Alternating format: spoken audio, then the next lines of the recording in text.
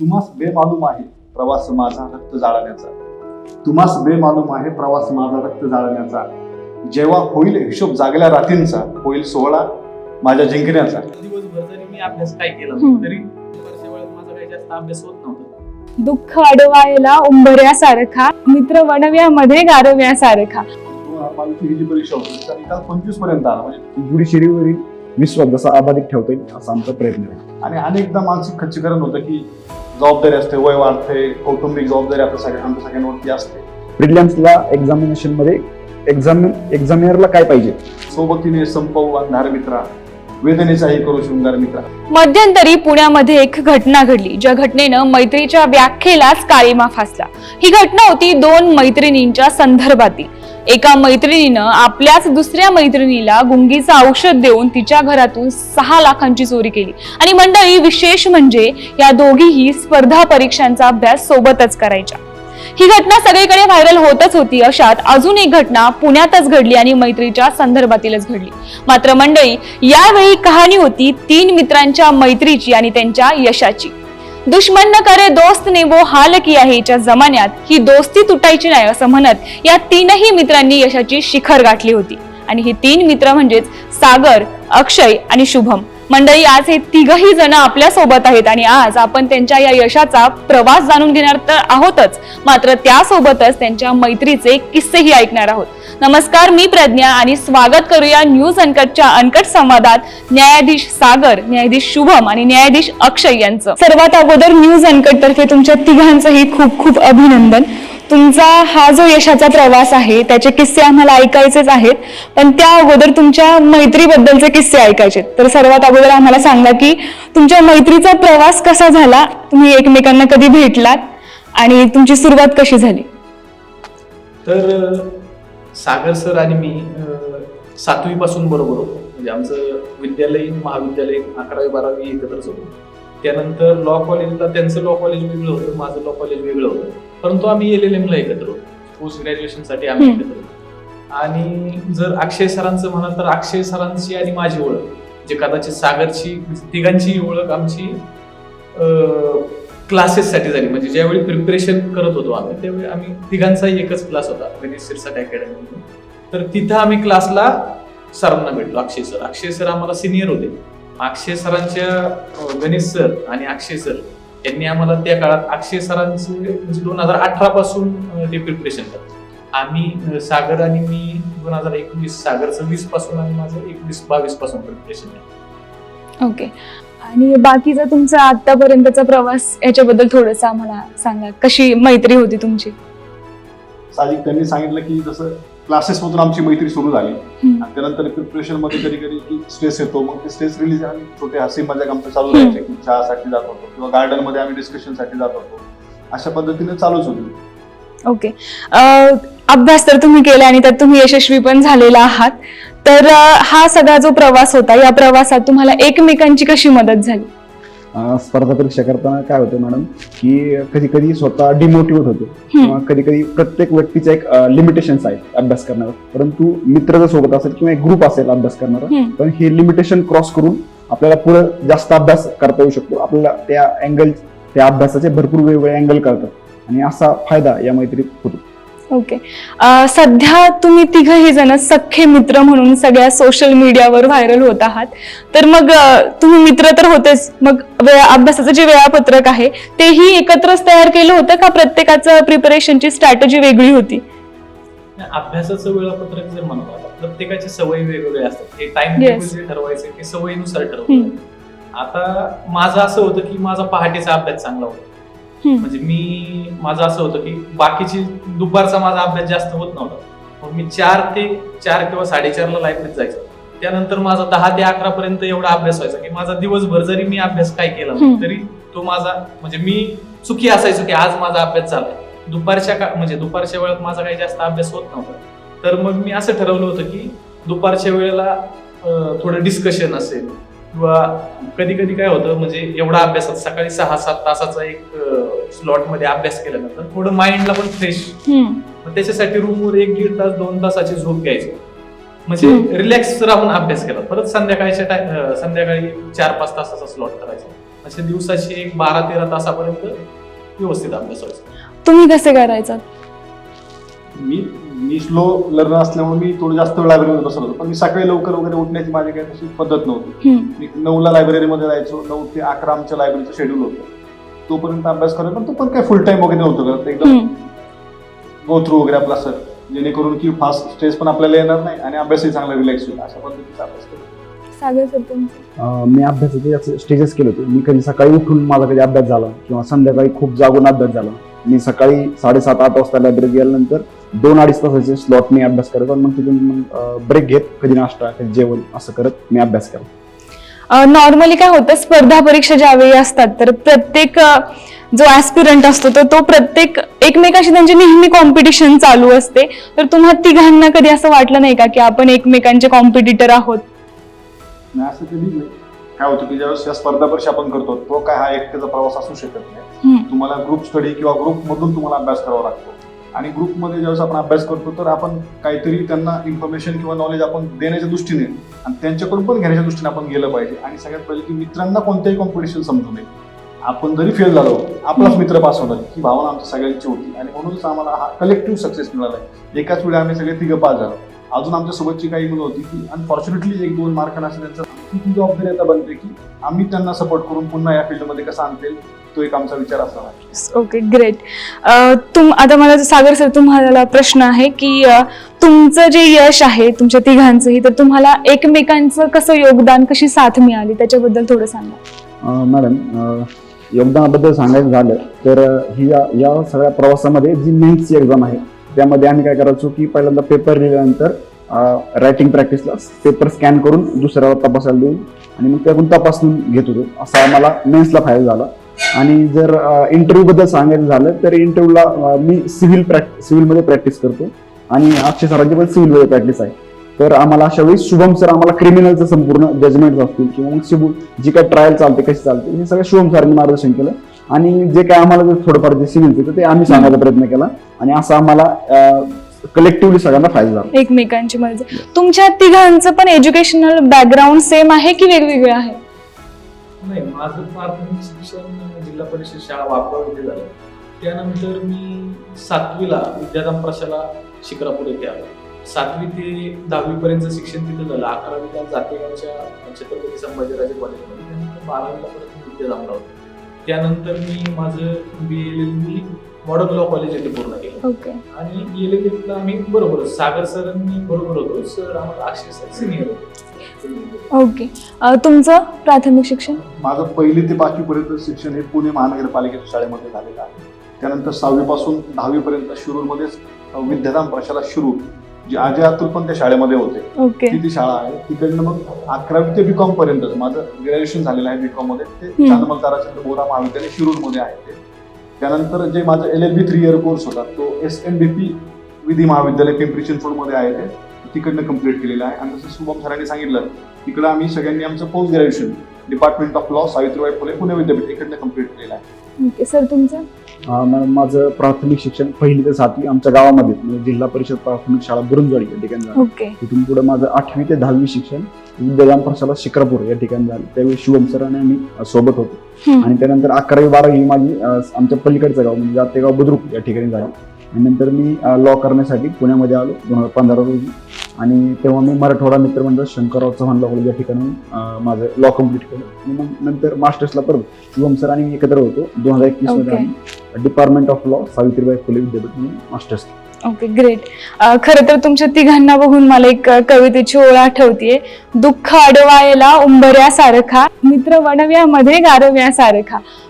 तुमच्या तिघांच्या आयुष्यामध्ये असं कधी प्रसंग आलाय का की ज्यावेळी तुम्हाला असं वाटलंय की आता बास झालं, आता आपण थांबलं पाहिजे, किंवा आता खूप टेन्शन येतंय, खूप आपण डिप्रेस झालोय आणि आता बस, आता बंद करायचंय, पण मग त्याच वेळी तुम्हाला तुमच्या एकमेकांची साथ मिळाली आहे किंवा एखाद्या मित्राने समजून सांगितलंय आणि पुन्हा तुम्ही त्या प्रसंगातून तरला आहात आणि मग नव्यानं सुरुवात केली, असे काही भावनिक प्रसंग आहेत का? असं झालेलं होतं. कारण आमची ही जी परीक्षा होती ही 3 वर्षापासून चालू होती. या संदर्भामध्ये अनेक अडचणी या परीक्षा घेत असताना आलेल्या आहेत. आणि 2022ची ही जी परीक्षा होती त्याचा निकाल 25 पर्यंत आला. म्हणजे 3 ते 4 वर्षांचा सगळ्यांचा पेशन्स आणि अनेकदा मानसिक खच्चीकरण होतं की जबाबदारी असते, वय वाढते, कौटुंबिक जबाबदारी आमच्या सगळ्यांवरती असते. So त्याच्यातून काय होतं की कधी हा निकाल लागतो, याच्यातून कधी आपण बाजूला होतोय. तर अशी सगळी सिच्युएशन चालू होती. मग अचानक 21 जानेवारीमध्ये आमचा मेनचा निकाल आला. त्यानंतर परत पण इंटरव्ह्यू शेड्यूल आमचं लागत असतं. त्याच्यानंतर त्याच्यामध्ये सुद्धा भरपूर वेळ जायला लागला आणि आम्हाला ते नेहमी होत होतं की ह्याच्यातून कधी बाहेर पडतोय, स्पर्धा परीक्षा आहे की शाश्वती पण नाही की पास होऊ का काय. मग त्यावेळेस किंवा आम्ही सगळ्यांना सोबत बसून डिस्कशन आमचं नेहमी चालू असायचं. प्रत्येकाला आम्ही एकमेकांना आम्ही समजलं, आम्हाला दुसरं कोणी समजवलं नाही. त्यांनी मला समजवले, मी यांना समजवले. अशातून मग ती तुम्ही जी आता कविता म्हटली त्याच्यात त्या ओळी त्याच्यामध्ये आहेत की सोबतीने संपवू अंधार मित्रा, वेदनेचाही करू शृंगार मित्र. अशा पद्धतीने आम्ही एकमेकांना सांभाळला. अजून आमचे अनेक मित्र याच्यासोबत होते. अशा पद्धतीने आम्ही त्याच्यातून टॅकल करून पुढे आलो. आता थोडंसं आपण या परीक्षेकडे येऊया. आमच्या प्रेक्षकांना सांगा नेमकी ही जी परीक्षा तुम्ही उत्तीर्ण झाला आहात, तर ही परीक्षा नेमकी काय आहे आणि कशी तयारी करावी लागते या एक्झामची? एमपीएससी कंडक्ट करत असताना त्याच्यावर हायकोर्टचं ऑब्झर्वेशन अंडर ते सगळ्या गोष्टी होतात. पेपर सेट करणं वगैरे हायकोर्ट हायकोर्ट केलं जातं. चेक करणं डिस्ट्रिक्ट जजेसमेंटचे जे पेपर आहेत रायटिंग असल्यामुळे ते चेक करणं हायकोर्ट डिस्ट्रिक्ट जजेसमेंट केलं जातं. त्यानंतर इंटरव्ह्यूला पॅनल असतो, त्यात हायकोर्ट जज आणि एक एमपीएससी असं पॅनल असतं. तर याला जी पूर्वपरीक्षा असते, पूर्वपरीक्षेला अंदाजे आता मला वाटतं 2022 आम्ही ज्यात पास झालो 2022चा एक्झाम, 2022च्या एक्झाम मध्ये साधारणपणे 20,000 एक प्रीला बसतात. तर मेनसाठी एक जागा असेल तर त्यासाठी 10 जण घेतले जातात आणि इंटरव्ह्यू साठी एका जागेसाठी 3 विद्यार्थी असेल. ओके. आणि आता तुम्ही सगळा अभ्यास तर केलेला आहेच, तर जे विद्यार्थी प्रिपरेशन करत आहे आता, तर त्या विद्यार्थ्यांना तुम्ही नेमकी जर त्यांना ही एक्झाम द्यायची असेल तर सुरुवात कशी करावी, काय सांगाल त्याबद्दल?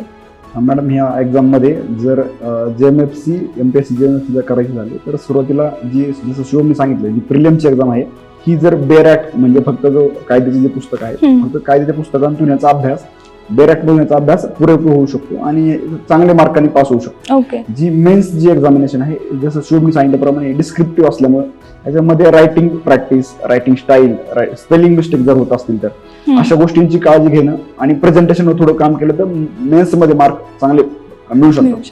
आणि जे इंटरव्ह्यू आहे तर इंटरव्ह्यूचा अभ्यास हा एका स्पॅन मध्ये केला जाऊ शकत नाही. हा फ्रॉम द डे 1 पासून, पहिल्या दिवसापासून हा अभ्यास करणं गरजेचं आहे. कारण इंटरव्ह्यूला कसलाही सिलेबस नाहीये. त्यामुळे हा जर ग्रुप जर असेल आपला एखादा तर ग्रुपमध्ये ह्या गोष्टी सहज शक्य होतात. एखाद्या गोष्टीचे वेगवेगळे अँगल कळतात आणि ह्या गोष्टी सोयीस्कर होतात. स्पर्धा परीक्षा म्हटलं किंवा कोणतीही कॉम्पिटेटिव्ह एक्झाम म्हटलं तर 18 तास अभ्यास करावा लागतो असं मिथ आहे, पण हे खरंच मिथ आहे की खरंच 18 तास अभ्यास करावा लागतो? खरं तर 18 तास मी तर 18 तास अभ्यास केला नाही, म्हणजे मला करणं पण होत नाही 18 तास अभ्यास. मी फक्त 4 ते 5 3 तासाचे 2.5-3 तासाचे ब्रेक्स घेऊन करून अभ्यास करत होतो. मग यामध्ये माझं 12-13 तास अभ्यास होत होता आणि मी तसा अभ्यास केला. मी कधी सकाळी उठून अभ्यास नाही केला किंवा संध्याकाळी जागून खूप अभ्यास केला नाही, कारण त्यामुळे कंटिन्युटी साधता येते, सातत्य करता येतं. कारण एक दिवस जास्त अभ्यास होऊ शकतो जागून किंवा सकाळी उठून, परंतु दुसऱ्या दिवशी परत तेच का शेड्यूल करायचं म्हटलं तर मग हेल्थवर इम्पॅक्ट होतो. तर त्यामुळे मग जरा मला जर विचारलं तर याचं असंच आहे की एक कंटिन्युटी ठेवण्यासाठी एक दिवसभरात अभ्यास केला पाहिजे. रात्री लवकर उठणे किंवा सकाळी जागणं हे योग्य नाही. आता तुम्ही हेल्थ संदर्भात बोललात, तर त्या संदर्भात एक प्रश्न आहे. UPSC करताना नॉर्मली काय होतं, मुलं जेवणाकडे खूप दुर्लक्ष करतात किंवा मग मेंटल हेल्थकडे पण खूप दुर्लक्ष करतात. योगा वगैरे ह्या गोष्टी फार दूर राहतात ज्यावेळी तुम्ही असं ठरवता की नाही आपल्याला खूप वेळ अभ्यास करायचा आहे. तर या सगळ्या प्रवासामध्ये मेंटल हेल्थ आणि आपलं जे आरोग्य आहे ते कितपत मॅटर करतं? मॅडम, ह्याच्यामध्ये जर मेंटल हेल्थ जर सांगायचं झालं स्पेसिफिक, तर मेंटल हेल्थ ही आपलं जर एखादं जसं की आपल्या एखादं मित्र सर्कल आहे, फ्रेंड सर्कल आहे, मैत्री आहे, त्याच्यातून आपल्याला कधी कधी खूप हेल्प होती. कधी कधी माणूस डिप्रेशन मध्ये असतो, अशा केसमध्ये ही मैत्री आपल्याला वर काढते. अशा पद्धतीने मेंटल हेल्थची काळजी घेतली जाऊ शकते. आणि हे खरं आहे की स्पर्धा परीक्षा करत असताना व्यायाम करणं किंवा योगा करणं याला जास्त टाइम देता येत नाही, कारण बॉडी पण थोडी एक्झॉस्ट होती. आणि मग हे करत असताना जर थोडंसं हेल्दी खाल्लं तर हेल्थ कडे पण लक्ष दिलं जाऊ शकतं. ओके. सर, तुम्ही काय सांगाल, आरोग्य किती महत्वाचं आहे या सगळ्या प्रवासामध्ये? स्पर्धा परीक्षांचा अभ्यास करतो आपली फिजिकल फिटनेस आणि मेंटल फिटनेस अत्यंत चांगला असणं आवश्यक आहे. कारण ज्या पदांचा आपण अभ्यास करतो ती खूप मोठी जबाबदारीच्या गोष्टी असतात. त्यामुळे तितकं प्रेशर आपण करणं किंवा त्या स्पर्धा परीक्षेची किती त्याला वेळ लागेल काय हे सुद्धा आपल्याला सांगता येत नाही निश्चितपणे की 1 वर्षामध्ये संपेल 2 वर्षामध्ये संपेल. सो मेंटली साऊंड राहण्यासाठी सुद्धा आपण मेडिटेशन वगैरे करणं आवश्यक आहे, जे की आम्ही सगळे मोस्ट ऑफ द करत होतो. त्यानंतर हेल्थच्या बाबतीमध्ये सुद्धा सकाळी वॉकला थोडं वगैरे जाणं, कारण अभ्यास करणं हा एक पार्ट या स्ट्रॅटेजीचा असू शकतो, पण त्याच्यानंतर तुम्ही पेपर या सगळ्या कॉम्पिटिशन मधून जाण्यासाठी तुम्ही स्वतः सुद्धा तितकी साऊंड आणि फिट असणं आवश्यक आहे. तो एक भाग आहे. आणि खाण्याच्या बाबतीमध्ये सुद्धा की ईट वाईजली असं नेहमी म्हटलं जातं. सो खात असताना काळजी घ्या. फार खूपच डायटरी चांगलं असणं किंवा ते काय आपल्या हातात नाही की एकदमच त्या वेळेला ते मिळेल. सो ईट वाईजली एवढंच मी त्यावर सांगितलं. ओके. अनेकदा काय होतं, आपण अभ्यास तर करत असतो प्रामाणिकपणे, मात्र जे म्हणतो ना आपण 4 लोक काय बोलतील ही गोष्ट सतत बॅक ऑफ द माइंड चालू असते आपल्या, की सपोज नाही यश मिळालं तर मग काय होईल. तर अशा वेळी आता कधी कधी काय होतं, फर्स्ट अटेम्प्ट मध्ये आपल्याला यश मिळतं, कधी सेकंड अटेम्प्ट लागतो, कधी थर्ड, कधी फोर्थ. तर मग ह्या सगळ्या याच्यामध्ये पेशन्स कसे टिकवून ठेवायचे आणि त्या 4 लोकांकडे कसं दुर्लक्ष करायचं. यात जर आपण विचार केला तर आता मी माझा अँगल थोडा सांगतो यात, की मी सोशल मीडियापासून थोडं बाजूला होतो. तर मी ज्या भागातून येतो किंवा बऱ्याच ठिकाणी अशा चर्चा होतात की एखादा जर सोशल मीडियापासून बाजूला असेल किंवा त्याचा माझा मोस्टली मी मोबाईल लायब्ररीत कधी म्हणजे बऱ्यापैकी नेत नव्हतो. माझा मोबाईल रूमवर असायचा. मी रात्री चेक करायचो कोणाचे फोन वगैरे आले, महत्वाचं असेल तरच त्याला फोन करायचो. तर आमच्या भागात अशी चर्चा म्हणजे एक जनरल चर्चा की ज्याचा फोन बंद आहे किंवा ज्याचा व्हॉट्सअप बंद आहे की हा कुठेतरी कर्जात अडकलाय, याच्यात अडकलाय, फसलाय, अशा चर्चा होतात. पण माझं असं एक प्रामाणिक मत आहे, जो स्पर्धा परीक्षा करतो ज्यांनी काहीतरी ध्येय ठरवलेलं आहे. ध्येय ठरवलेलं असताना ह्या गोष्टी विचलित करूच शकत नाही. आपलं जर टार्गेटवर फोकस असेल तर कुणी काही चर्चा करू दे. आता माझं पहिल्याच अटेम्प्ट मध्ये झालं, पण ते पहिल्याच अटेम्प्ट मध्ये होण्यासाठी पण 3 वर्ष लागले. म्हणजे प्रीची ऍड लेट आली, प्रीचा पेपर लेट झाला, मेन्स लेट झाली, इंटरव्ह्यू लेट झाली, या सगळ्या गोष्टी लेट झाल्यामुळे तो स्ट्रगल जो आहे म्हणजे तो बऱ्याच काळ करावा लागला. म्हणजे जरी पहिला प्रयत्न असेल तरी हे 3 वर्ष, तो पहिल्या प्रयत्नालाच 3 वर्ष घेत. मग ह्या याच्यात बरीच लोक म्हटले. आणि असं एक विषय असा होतो की आता आमची तिघांची वय जवळजवळ 27-28. तर ह्या वयात मी प्रॅक्टिशनर म्हणून अटेम्प्ट दिला होता. म्हणजे माझी पहिली 2-3 वर्ष मी प्रॅक्टिस केली. म्हणजे ज्यावेळी माझी प्रॅक्टिस थोडी चालायला लागली त्याच वेळी मी असं ठरवलं की नाही बाबा आपण हे करू शकतो, आपण एक प्रयत्न करून बघायला काय हरकत. तर हे प्रॅक्टिस म्हणजे आपण कुठंतरी सेटल व्हायला आताच सेटल व्हायला लागलो आणि ते सोडून काहीतरी नवीन करायचं ही एक चॅलेंजिंग गोष्ट होती. परंतु एकदा ठरवलं की आपण 1 किंवा 2 जास्तीत जास्त अटेम्प्ट देऊ, त्यात जर नाही झालं तर आपली प्रॅक्टिस पण चांगली चालणार. म्हणजे जर तुमच्याकडे प्लॅन बी रेडी असेल तर मला नाही वाटत की प्रिपरेशनच्या काळात, कारण प्रिपरेशन करणारे आता बरेच माझ्या लायब्ररीतले पण बरेच मित्र पाहतो एमपीएससी यूपीएससीचा अभ्यास करणारे, त्यांना एक प्रश्न कायम भेडसावत असतो. एक प्रश्नाचं उत्तरच त्यांना सापडत नाही की अरे जर आपलं सिलेक्शन झालं नाही, आपण 5 वर्ष अभ्यास करतोय, 7 वर्ष अभ्यास करतोय, तर त्यानंतर काय. म्हणजे नवीन माणूस म्हणजे एखादा माणूस प्रिपरेशन करतोय, जर वय वर्ष 35 पर्यंत त्यांनी प्रिपरेशन केलं, असं एक जनरली आहे की 30-35 वयानंतर माणूस नवीन काही करण्याच्या अंदाज पडत नाही. जे चाललंय ते चालू द्या. म्हणजे नवीन त्यात कितीही चांगले गुण असले किंवा काहीतरी करण्याची धमक असली, पण 35 वर्षानंतर ह्या गोष्टी होत नाही. जर तो तुमचा काळ, ज्या काळात तुम्ही उभारी घेऊ शकता, तो काळ प्रिपरेशन मध्ये दिला आणि जर ते सक्सेस मिळालं नाही तर पुढे काय, याचाच बऱ्याच जणांचा बऱ्यापैकी विचार असतो. त्याच्यामुळे आमचा मला वाटतं तिघांचाही प्लॅन बी रेडी होता. जर नाही सक्सेस मिळालं तर आपली वकिली चांगली चालली, आपण वकिली नशीब आजमावू, वकिली आपली चांगली चालू शकते. त्यामुळे त्या गोष्टीचा कधी आम्हाला त्रास झाला. ओके. सरांनी सांगितलं की प्लॅन बी रेडी होताच, पण एक साधा प्रश्न आहे की नॉर्मली मुलांचं असं होतं की पहिला अटेम्प्ट दिला नाही झालं, चला प्री 2 मार्कावरून गेली, होप्स असतात की 2च मार्कावरून गेली, परत एकदा प्री दिली जाते, परत प्री 2-3 मार्कावरून जाते. कधी कधी असं होतं की मागच्या वेळेसची जी प्री असते ती 2 मार्कावरून जाते आणि पुढची प्री जी असते ती अगदी 10-15 मार्क्स वरून जाते. आणि अटेम्प्ट माणूस देतच राहतो की होप्स असतात की नाही आता थोडंसं राहिलंय म्हणून. पेशन्स असतात अनेक वेळा जे ऍस्पिरंट्स असतात त्यांच्यामध्ये. तर काय वाटतं तुम्हाला की किती अटेम्प्ट पर्यंत आपण ट्राय करत राहिलो पाहिजे? ज्यावेळेस आपण ठरवतो की एखाद्या अशा स्पर्धा परीक्षा क्षेत्रामध्ये आपल्याला तयारी चालू करायची, तर तो विचार करत असताना हे सगळे मृगजळ आहे, शाश्वत काहीच याच्यामध्ये नाही. त्यामुळे तुम्ही तो एक विचार प्रत्येक आम्ही जसं शुभम सरांनी सांगितलं की आमचा वकील हा एक प्लॅन बी त्याच्यामध्ये रेडी होतात आणि असणं अजिबात चुकीचं नाही. कारण स्पर्धा परीक्षेत कोणती व्यक्ती शाश्वत पद्धतीने सांगून क्वालिफाय होऊ शकत नाही. आणि ज्यावेळेस आपण 1 ते 2 अटेम्प्ट प्रामाणिकपणे आपण दिले पाहिजे त्याच्यामध्ये, सो त्याच्यामध्ये तो एक महत्त्वाचा पाठ आहे की एक कॅलिबर असणारी लोक सुद्धा अनफॉर्च्युनेटली 1-2 मार्काने राहतात. आणि असं झालेलं आहे आमच्या काही मित्रांसोबत सुद्धा. सो त्यांनी कुठल्याही असं त्यांचं स्वप्न ठेवू नये, तसंच डिप्रेशन करत राहावं. की माझं सांगायचं झालं तर माझा हा 4था अटेम्प्ट जवळजवळ होता. सिन्स 2019 मी या सगळ्या क्षेत्रामध्ये आहे. 19 साली माझं सिलेक्शन झालं होतं, मी पासही झालो होतो, परंतु काही डॉक्युमेंटेशनच्या क्युरीज त्याच्यामध्ये आल्या, त्यानंतर माझं पोस्टिंग किंवा सिलेक्शन होऊ शकलं नाही. सो ती म्हणजे फेल झालेली फेज वेगळी आणि पास होऊन सिलेक्शन ही फेज खूप वेगळी असते. मग ते सगळं पचवून तिकडनं 2-3 वर्ष परत 2 अटेम्प्ट दिले, त्याच्यातही मला अपयश आलं. मग हे सगळे मित्र कुटुंब आपल्याला सोबत होतं आणि आपण त्यावेळेस मग मी ही चर्चा केली की आता फुल टाइम अभ्यास आपण करू शकत नाही, कारण इकॉनॉमिकल प्रेशर असतं, घरच्यांची जबाबदारी आपल्यावरती असते. 4था देईल तोही होईल का नाही अशा पद्धतीने त्याच्यामध्ये शाश्वती नसते. मग नंतर 4था अटेम्प्ट देत असताना हे सगळी वकिली चालू असताना तो अटेम्प्ट दिला आणि त्यानंतर ते झालं सिलेक्शन त्यामध्ये. सर, अनेकदा असं म्हटलं जातं की 17 दगडांवर पाय ठेवण्यापेक्षा एकाच दगडावर पाय ठेवावं, आणि अर्जुनाचं उदाहरण यामध्ये फार प्रकर्षानं दिलं जातं की एक लक्ष ठेवून त्याप्रमाणे आपण त्या दिशेनं वाटचाल करायची. तुम्ही प्लॅन बी बद्दल सांगितलं. तर जे असतात स्पर्धा परीक्षा करणारे, अनेक वेळा काय होतं, आर्ट्स साईड घेतात आणि स्पर्धा परीक्षेला सुरुवात करतात. UPSC MPSC बद्दलचं बोलतेय मी. तर त्यावेळी कसं होतं की ऑप्शन दुसरा नसतो, पण त्यांच्याकडे हे असतं की नाही, आम्हाला हेच करायचंय म्हणून आम्ही एकच ध्येय ठेवले आणि त्याच दिशेने आम्ही मार्गक्रमण करतोय.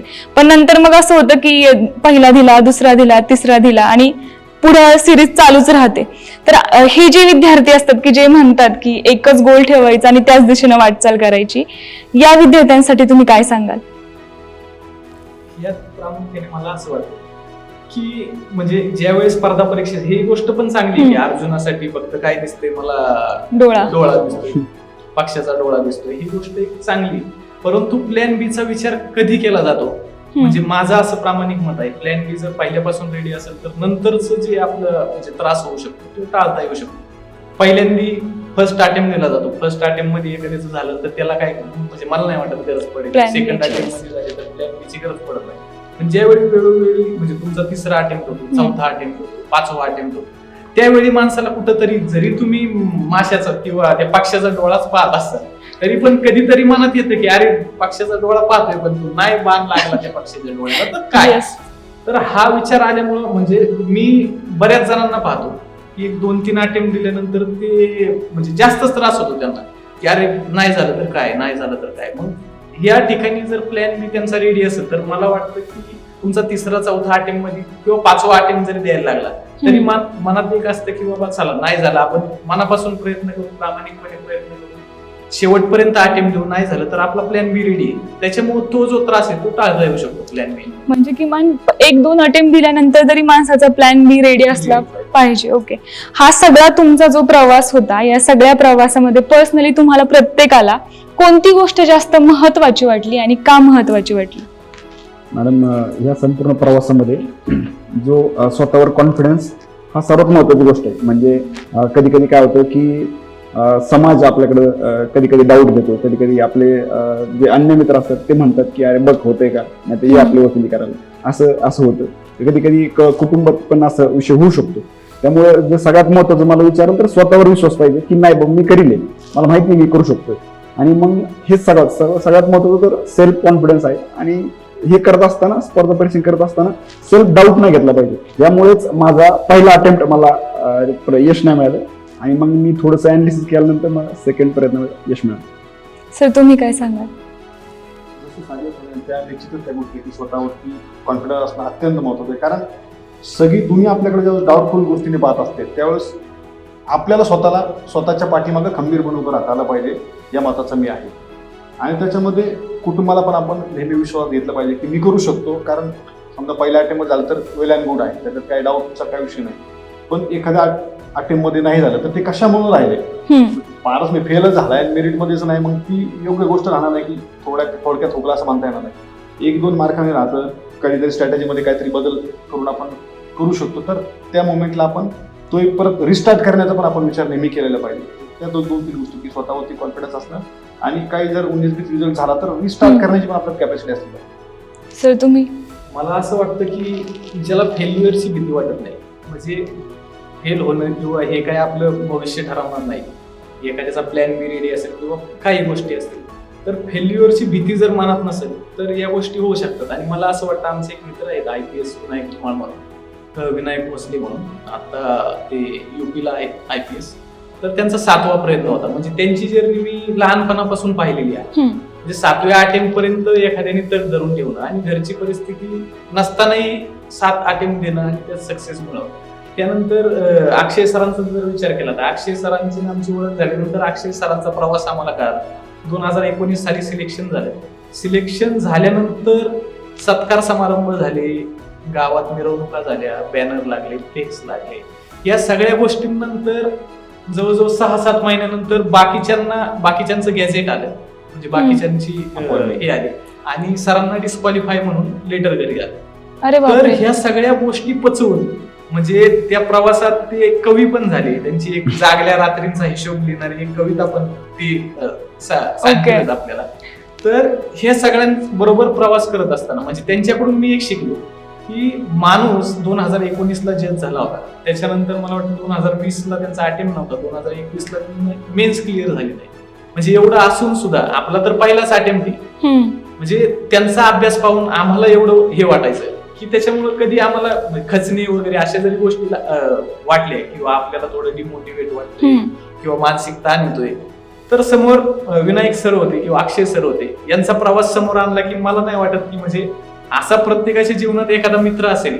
आणि स्पर्धा परीक्षा करताना प्रत्येकाच्या जीवनात एखादा मित्र असतो की बाबा यांनी 4 अटेम्प्ट दिले, 5 अटेम्प्ट दिलेत, 5वा अटेम्प्ट देऊनही म्हणजे 5व्या अटेम्प्ट मध्ये फेल्युअर येऊनही त्याचा प्रवास असा चालू आहे, त्याचा अभ्यास असा चालू आहे तो की फर्स्ट अटेम्प्ट वाल्याला पण भारी पडत असा. तो प्रवास आमच्या समोरच झाला आणि हा प्रवास आम्हाला खूप काही शिकून गेला. ज्या ज्या वेळी डिमोटिवेट वाटलं, ज्या ज्या वेळी मानसिक थोडं संतुलन असं वाटलं की संतुलन बिघडलं, त्यावेळी अक्षय सर भेटले की ते सगळं ओके होऊन जायचं. त्याच्यामुळे मला या प्रवासात काही अडचण आली नाही. माझा पहिलाच अटेम्प्ट होता, परंतु म्हणजे मनात हे केलं होतं की आपल्याला जास्त अटेम्प्ट द्यायचे नाही, आपल्याला 1 किंवा 2 अटेम्प्ट. पण जरी नाही सक्सेस मिळालं तरी अक्षय सरांचा प्रवास समोर होता की म्हणजे मला असं वाटतं की मी खचलो नसतो, नव्याने उभारी घेऊन अजून अभ्यास केला असता, त्याच्यापेक्षा जास्त अभ्यास केला. ओके. आता सर तुम्ही उल्लेख केला आहे तर आम्हाला कविता ऐकायला आवडेल. हे सगळ्या ज्या 4 वर्षात माझ्यासोबत ज्या गोष्टी झाल्या किंवा ज्या नियतीच्या मनामध्ये होत्या की जे मी डिझर्व करतो त्यावेळेस मला त्या गोष्टी तिने दिल्या. 4 वर्षात मला फेल्युअर माझ्या नशिबामध्ये होते आणि 4 वर्षानंतर आज मला पुन्हा त्याच जागेवरती जिथून मी सुरुवात केली होती या स्पर्धा परीक्षेची, त्या सगळ्यात मला मग एक कविता मी लिहिली होती, 4च लाईनींची आहे. आणि म्हणूनच संघर्ष किंवा कष्ट आणि स्वप्न पाहत कष्ट करत राहणं योग्य आहे. कुठेतरी तो तुम्हाला चांगल्या गोष्टीवरती नेऊन ठेवतो. अगदी ज्वलंत शब्द मांडलेत तुम्ही, अगदी ज्वलंत भावना मांडल्यात. खूप सुंदर. हा सगळा जो प्रवास असतो ज्यावेळेस आपण स्पर्धा परीक्षा देतो, अनेकदा असं म्हटलं जातं की सोशल मीडिया पासून दूर राहायला पाहिजे. तर काय वाटतं सागर सर तुम्हाला? आणि असंही मी एक ऐकलंय की तुम्ही सगळ्यांनी एक सोबतच सोशल मीडिया बंद केला होता. मॅडम, सोशल मीडियामुळे काय होतं की आपल्याला जो एकाग्रता पाहिजे, जी की अलुफनेस पाहिजे प्रिपरेशन करताना, ही गाठण्यास मदत होती सोशल मीडिया बंद केल्यामुळे. आणि त्यामुळं कुठेतरी जास्त अभ्यास होतो आणि ही गोष्ट स्पर्धा परीक्षा करणाऱ्या प्रत्येक विद्यार्थ्यांनी पुढे लक्षात घेतली पाहिजे. जरी एखाद्या कारणामुळं सोशल मीडिया बंद करणं योग्य नसेल तरी पण त्याचा वापर खूप लिमिटेड करणं गरजेचं. ओके. तुमचं जे उद्दिष्ट होतं न्यायाधीश होण्याचं ते तर तुम्ही गाठलेलं आहे आणि अगदी उत्तमरित्या तुम्ही यश मिळवलेलं आहे. आता न्यायाधीश तर झाले आहातच, मात्र त्याच्या पुढे काय? कारण IAS व्हायचंय म्हटलं किंवा IPS व्हायचंय म्हटलं तर मुलाला विचारलं जातं की काय करायचं तुला IAS IPS होऊन. तर अनेकांचं मत असतं की भ्रष्टाचार बंद करायचा आहे किंवा शिक्षण व्यवस्था सुधारायची आहे किंवा इकॉनॉमी स्ट्रॉंग करायची आहे. तर तुमच्या तिघांचंही न्यायाधीश झाल्यानंतर काय ध्येय असेल? सर तुमच्यापासून सुरुवात करू. 7 वर्ष आता माझ्या वकिलीला झालेली आणि ते 5 असताना माझ्या लक्षामध्ये गोष्ट होती की तळागाळातून लोक न्यायव्यवस्थेकडे फक्त न्याय मागण्यासाठी येतात, तर ती फक्त न्याय मागण्यासाठी येत नाही. या तळागाळातल्या व्यक्तीचा या सिस्टीमवर आजही भरोसा आहे. भारताच्या स्वातंत्र्याला 75 वर्ष झाली तरी सुद्धा ही न्यायव्यवस्था अबाधित आहे आणि ही आजन्म राहील असं माझं मत आहे. आणि तीच खूप मोठी जबाबदारी आमच्या सगळ्यांवरती आहे. प्रयत्न आम्ही करणार नाही त्या बाबतीमध्ये, आम्ही निश्चितपणे ती गोष्ट करू. प्रयत्न आहे Great. निगेटिव्ह शब्द मी मानतो. आम्हाला 110 म्हणजे 100% आम्हाला ती गोष्ट करायचीच आहे. ती न्याय व्यवस्थेवरती असणारा विश्वासच अबाधित ठेवणं हीच आमचं त्या ठिकाणी एक ध्येय असणार आहे. ओके सर, तुमचं? न्यायाधीश झाल्यानंतर जे आम्हाला ट्रेनिंगमध्ये ज्या गोष्टी शिकवल्या जातील, ज्या आमच्या सिनियर्स आहेत त्यांच्याकडून ज्या शिकवल्या जातील त्या संपूर्णपणे प्रामाणिकपणे शिकून जी ज्युडिशरीमध्ये आमच्या साईटनी आमच्या पद्धतीने जी काही योगदान देता येईल आणि जसं अक्षय सर म्हणले की ज्युडिशरीवरील विश्वास जसा अबाधित ठेवता येईल असा आमचा प्रयत्न राहील. सर, तुम्ही काय सांगा? मला असं वाटतं आता आमचे काही मित्र मैत्रिणीचे जे आहेत, तर काही ग्रामीण भागामध्ये म्हणजे आजही आपण न्यायालय न्याय मंदिर असं म्हटलं जातं. तर एक बार्शीला आमचे मित्र आहेत ते आजही आम्हाला सांगतात की म्हणजे न्यायालयावर लोकांचा एवढा विश्वास आहे, न्यायालयाला देव मानलं जातं. तर आजही काही लोक म्हणजे चप्पल घालून सुद्धा कोर्टात गेले. म्हणजे कोर्टात आपण जसं मंदिरात जातो बाहेर चप्पल काढून जातो, तसं कोर्टाच्या प्रिमायसेस किंवा कोर्ट याच्यात जाताना बाहेर चप्पल काढली जाते. म्हणजे आजही लोकांचा, अक्षय सरांनी जसं सांगितलं की जो लोकांचा विश्वास आहे तेच टिकवण्याचं काम आम्हाला करायचं आहे. आणि ते करत असताना टाइम मॅनेजमेंट जर केली तर आता बऱ्याच वेळी पेंडन्सीचा विषय हे केला जातो, तर टाइम मॅनेजमेंट केली तर मला वाटतं ही गोष्ट टॅकल होऊ शकते. ओके. अनेकदा सुप्रीम कोर्ट किंवा न्यायालयाची जेव्हा गोष्ट येते तर त्यावेळी फास्ट ट्रॅक कोर्ट जे असेल ते सुरू करा अशी मागणी खूप असते, तर याबद्दल काय वाटतं तुम्हाला? बऱ्याच प्रकरणामध्ये फास्ट ट्रॅक कोर्टाची स्थापना करून त्या गोष्टी फास्ट ट्रॅक कोर्टात सेन्सिटिव्ह काही मॅटर असतील तर चालवले जातात. आणि जजेसची संख्याही आता बऱ्या प्रमाणात वाढायला लागली. त्याच्यामुळं फास्ट ट्रॅक कोर्ट किंवा मॅटरची फास्ट चालणं ती ह्या जर गोष्टी झाल्या किंवा इन्फ्रास्ट्रक्चर पण आता बऱ्यापैकी आपण जुनी कोर्ट पाहिल्या तर प्रिमायसेस अवेलेबल नव्हता किंवा कोर्ट छोटे कोर्ट रूम होते, तर आता बऱ्यापैकी इन्फ्रास्ट्रक्चरही अवेलेबल व्हायला लागले. ह्या गोष्टी त्याच्यामुळे कमी होऊ शकतात. ओके. सध्या जे विद्यार्थी प्रिपरेशन करत आहे, मग कोणती पण कॉम्पिटेटिव्ह एक्झाम असो, त्या विद्यार्थ्यांसाठी तुम्ही प्रत्येक जण काय सल्ला द्याल? मॅडम, स्पर्धा परीक्षा करताना कोणती पण स्पर्धा परीक्षा करताना पहिल्यांदा त्या परीक्षेचं स्वरूप समजून घेतलं पाहिजे. म्हणजे प्रिलिम्सला एक्झामिनेशनमध्ये एक्झामिनरला काय पाहिजे मग त्यानुसार पहिल्यांदा क्वेश्चन पेपर अनालिसिस करून मग पहिल्यांदा त्याचा अभ्यास केला गेला पाहिजे.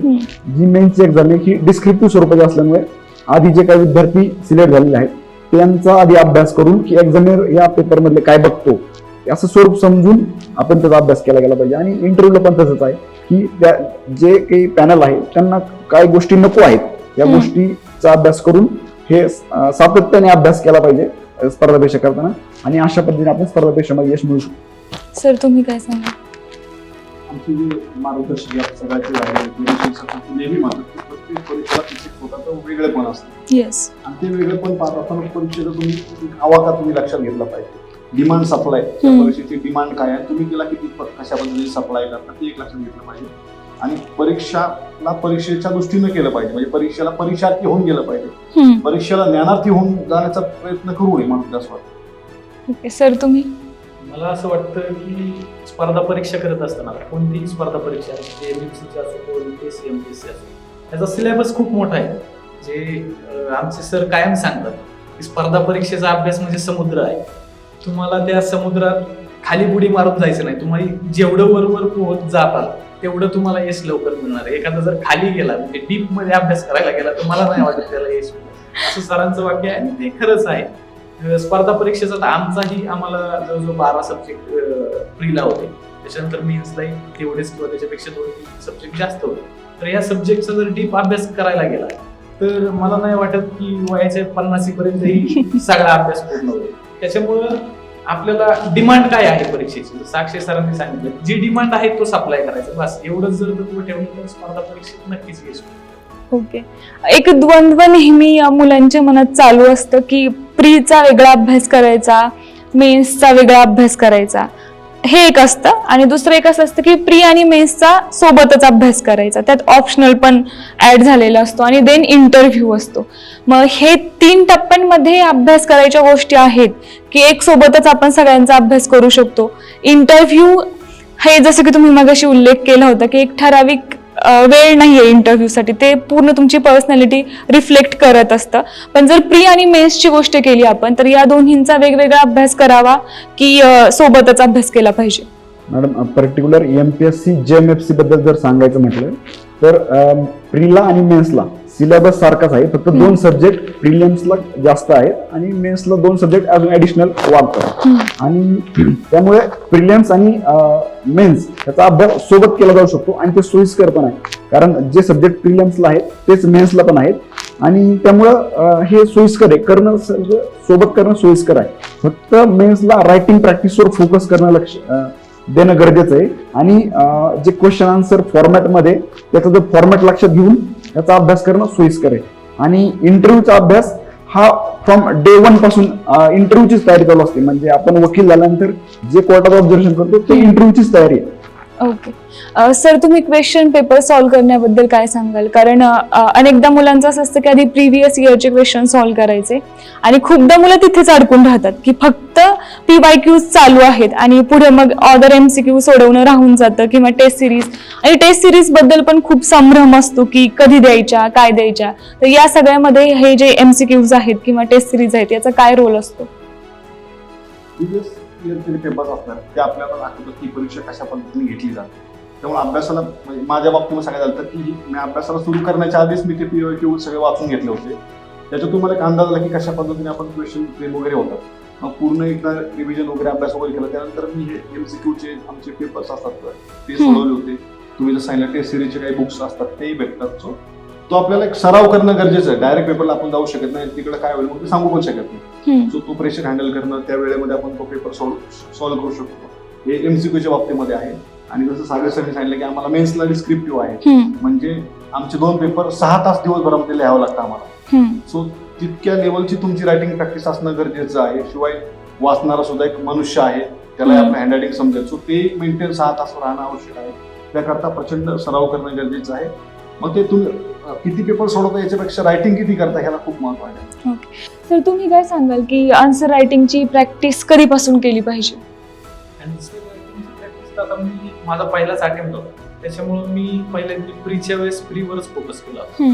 तर प्री क्लिअर झाल्यानंतर म्हणजे ज्यावेळी प्रीचा पेपर झाला त्यानंतर पहिल्या दिवसापासून म्हणजे रायटिंग प्रॅक्टिस सुरू केली.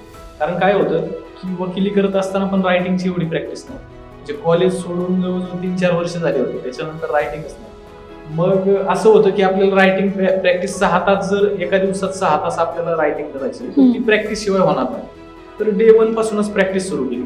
मग पहिल्यांदा असं नव्हतं की लगेच मी आता 6 तास लिहायचं आहे, मी 6 तास म्हणजे 3 तास जरी आपण सलग लिहिलं तरी हात दुखणे किंवा बोट सुजणे अशा गोष्टी होतात. परंतु हा एक मला वाटतं की प्रॅक्टिसचाच भाग आहे.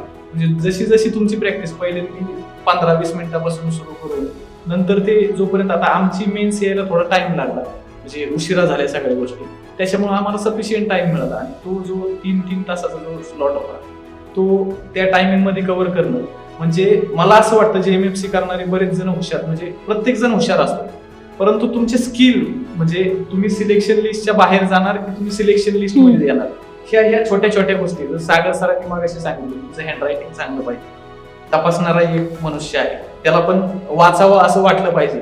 तुमचा कंटेंट खूप आहे परंतु तुमचं हँडरायटिंगच कळत नाही. त्यावेळी असे आम्ही पेपर काही पाहिले की कंटेंट म्हणजे जे पास झाले त्यांच्यापेक्षा कंटेंट चांगला, परंतु त्याचं हँडरायटिंग थोडं खराब किंवा म्हणजे हँडरायटिंग खराब असल्यामुळे त्याला मार्क कमी मिळाले. तर ज्या सगळ्या गोष्टींना म्हणजे एकत्र करून ज्याचं प्रिपरेशन असेल, म्हणजे ज्यांनी प्रॅक्टिस केली चांगली रायटिंगची, ज्याचं हँडरायटिंग चांगलं आहे, ज्याचा कंटेंट चांगला आहे, ज्याची कमांड आहे, लॉवर कमांड आहे, तर अशा गोष्टी सगळ्या एकत्र टॅकल केल्यानंतर मला नाही वाटत की ही परीक्षा काही अवघड. किती पर्सेंट पेपर सोडवले गेले पाहिजे याचा answer person to person differ होतो. म्हणजे एका विद्यार्थ्याचं प्रायमरी शिक्षण किंवा त्याचं माध्यमिक शिक्षण कोणत्या माध्यमातून झाले किंवा त्याचं हँडरायटिंग कसं आहे की त्याचं इंग्लिश कसं आहे या गोष्टीवर ह्या गोष्टी डिफर होतात. म्हणजे काही काही विद्यार्थ्यांना जास्त क्वेश्चन पेपर सोडून सुद्धा सिलेक्शन होत नाही, काही काही विद्यार्थ्यांचं 1-2 पेपर सोडून सुद्धा सिलेक्शन होतं. तर याचं मूळ गमकच हे या विद्यार्थ्याचं बॅकग्राऊंड कोणत्या स्वरूपाचं राहिलेलं आहे. त्यामुळे प्रत्येक विद्यार्थ्यांनी आपलं स्वतःचं अनालिसिस करून की कोणत्या गोष्टीवर फोकस केला गेला पाहिजे या गोष्टी करून एक स्ट्रॅटेजी ठरवून त्याचं एक्झिक्युशन केलं गेलं पाहिजे. ओके, आता थोडंसं आपण एका गंभीर मुद्द्यावर बोलूयात.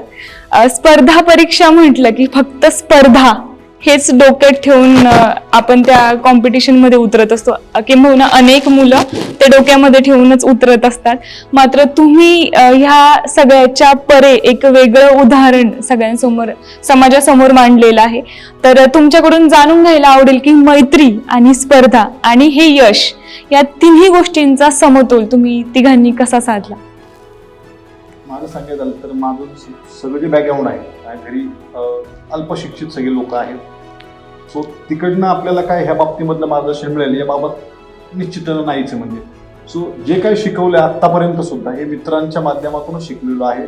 शाळेमध्ये कॉलेजमध्ये शिकवलं तो एक भाग झाला, पण मित्रांकडून आपण ह्या सगळ्या गोष्टी शिकतो.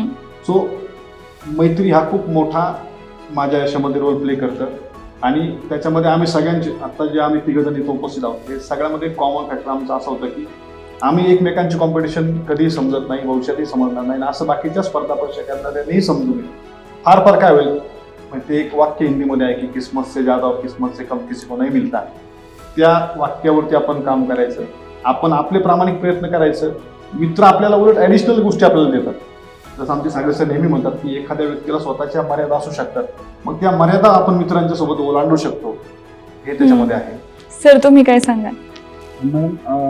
जो अभ्यास करण्यासाठी जो ग्रुप निवडतो तो जर काळजीपूर्वक म्हणजे तो ग्रुप काळजीपूर्वकच निवडायला पाहिजे. आणि मग अशा ग्रुपमध्ये आपल्याला एकमेकांची मदत होती, त्यामुळे स्पर्धा समजण्याचं काही कारण नाही. सर तुम्ही? आम्ही स्पर्धा परीक्षेचा अभ्यास करत असताना, परीक्षेचा अभ्यास करत असताना एकमेकांना कधीही कॉम्पिटिटर समजतात. मला असं वाटतं कॉम्पिटिटर कुणीही कुणाला समजायचं कारण नाही. स्पर्धा काय आपली 2-3 जण किंवा 100 जण आपण ज्यांना ओळखतो.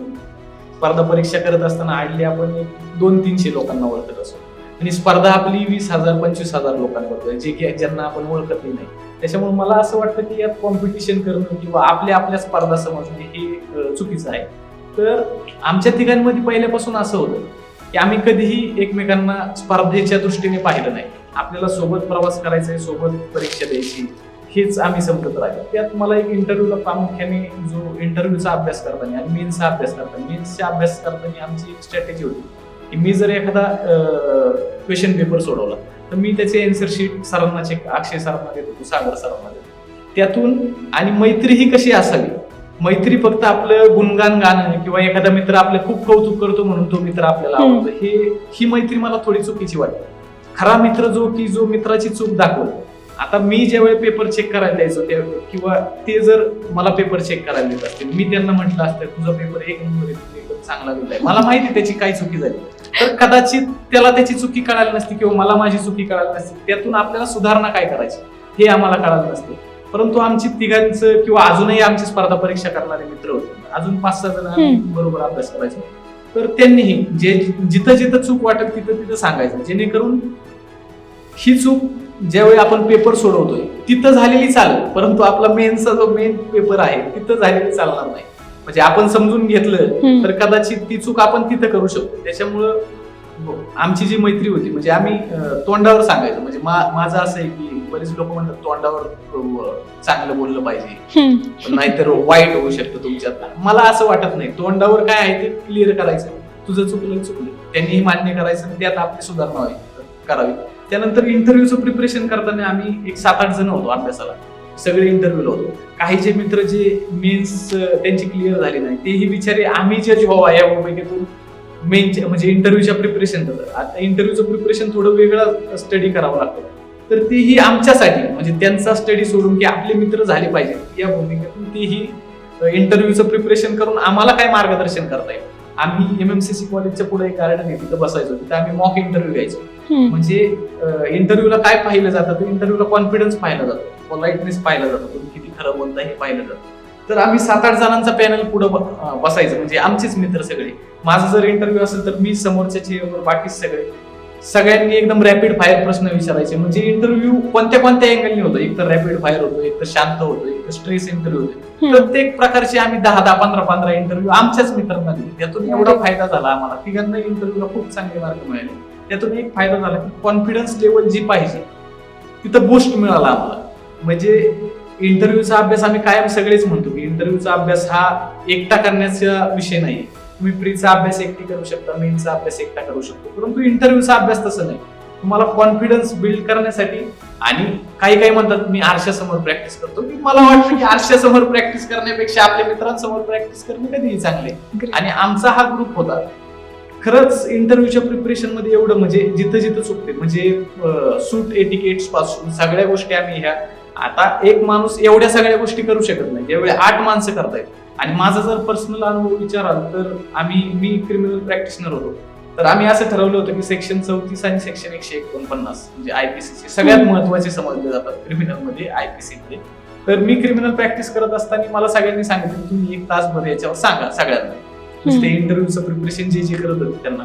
तर मी लँडमार्क जजमेंट वगैरे हे सगळं वाचून आलो आणि 1 तासभर मी सेक्शन 34 सेक्शन 149 वर सगळ्यांना माहिती दिली.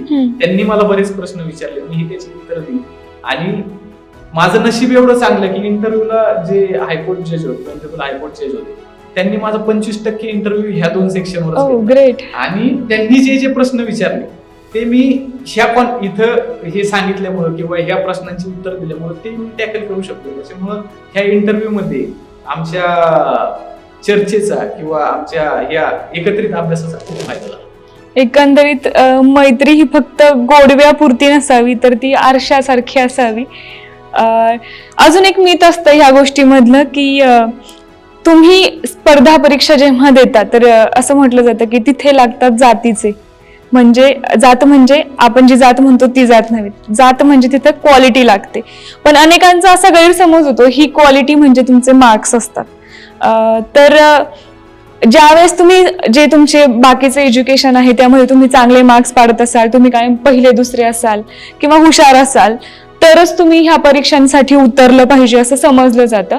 आणि दुसरी एक अशी गोष्ट असते की तुमचं बॅकग्राऊंडचं जे एज्युकेशन आहे ते तुम्ही चांगलं नामांकित शाळेतून घेतलं पाहिजे किंवा इंग्लिश मीडियम मधून झालं पाहिजे असंही बऱ्याचदा असतं. मात्र तुम्ही तिघही प्राथमिक शाळेतून शिकलेला आहात, तर या गोष्टीबद्दल काय बोलाल?